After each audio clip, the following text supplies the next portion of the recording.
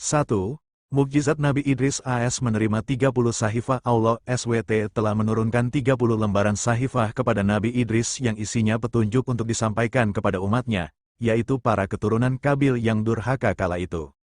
Nabi Idris diangkat Allah SWT untuk memerangi semua kemungkaran dan kekafiran serta mengajak seluruh kaumnya untuk menyembah Allah SWT sebagai Tuhan yang Esa. 2. Nabi pertama yang bisa menulis dan membaca mukjizat Nabi Idris yang selanjutnya, yakni sebagai orang pertama yang diberikan kelebihan, sehingga pandai menulis dan membaca. Bahkan pada masanya, Nabi Idris selalu mengajarkan tulis-menulis pada masyarakat. Hasil dari pengajaran itulah mulai lahir tulisan-tulisan yang di kemudian hari membantu para pengamat sejarah mencari tahu kehidupan di masa lampau. 3. Orang pertama yang menguasai astrologi dan arsitektur. Selain pandai menulis dan membaca, Nabi Idris juga memiliki kelebihan tentang ilmu falak, perbintangan, atau astrologi.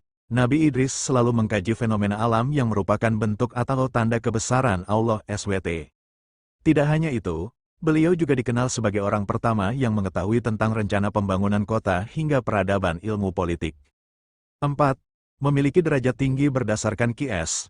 Maryam ayat 56-57. Dijelaskan jika Nabi Idris merupakan seorang nabi yang bermartabat tinggi, beliau memiliki derajat yang tinggi selain kemuliaannya sebagai seorang nabi yang soleh dan Allah SWT yang menempatkan beliau ada dalam golongan tersebut. 5. Melihat surga dan neraka. Nabi Idris pernah mengajukan satu permohonan kepada malaikat Israel, yakni ingin merasakan bagaimana sakaratul maut. Atas izin Allah SWT, diperkenankanlah permintaan Nabi Idris tersebut.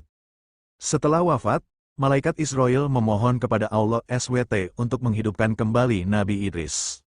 Atas peristiwa itu, Nabi Idris merasakan bagaimana sakitnya menghadapi sakaratul maut. Setelah merasakan kematian, Nabi Idris AS meminta satu keinginan lagi kepada malaikat Israel, yaitu untuk dibawa melihat surga dan neraka. Atas izin Allah SWT, malaikat membawanya ke neraka Jahanam. Nabi Idris AS menyaksikan api yang berkobar-kobar. Kemudian malaikat membawanya kembali dan dibawa untuk melihat keindahan surga. Nabi Idris pun sudah menyaksikan kedamaian hidup di surga. Dari kisah hidup Nabi Idris, Bunda dapat menanamkan semangat belajar pada si kecil.